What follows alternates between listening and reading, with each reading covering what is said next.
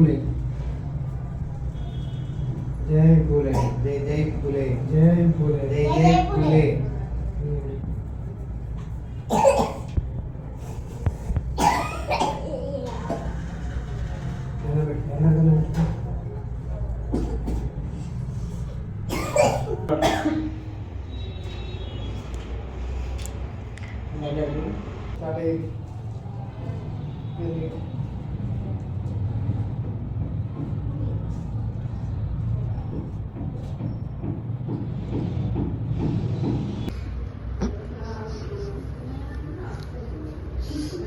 ఈరోజు చదువుల తల్లి సావిత్రిబాయి పూలే గారి 194వ జయంతి సందర్భంగా రాజన్న సిరిసిల్ల బహుజన సేన ఆర్గనైజేషన్ ఆధ్వర్యంలో మా కుటుంబ సభ్యుల మధ్యలో నిర్వహించుకోవడం చాలా సంతోషకరం.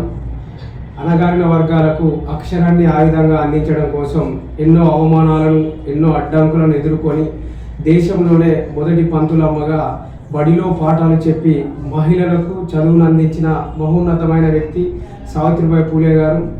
వారి పోరాటం వలనే ఈరోజు మహిళలు చదువుకోవడానికి అవకాశం కలిగిందనే విషయాన్ని వారి జయంతి సందర్భంగా గుర్తు చేసుకుంటూ, వారు చదువు అనేది అగ్రవర్ణ కులాలకే అంకితం చేయాలనే మతున్మాదుల కుట్రను తరిమి కొట్టిన మహాత్మా జ్యోతిరావు పూలే మరియు సావిత్రిబాయి పూలే గారి యొక్క విగ్రహం వేములవాడలో లేకపోవడం చాలా బాధాకరం.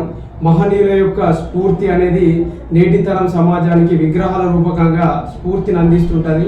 అలాంటి స్ఫూర్తి వేములవాడ పట్టణంలో లేకపోవడం, వారి యొక్క విగ్రహాలు లేకపోవడం చాలా బాధాకరం.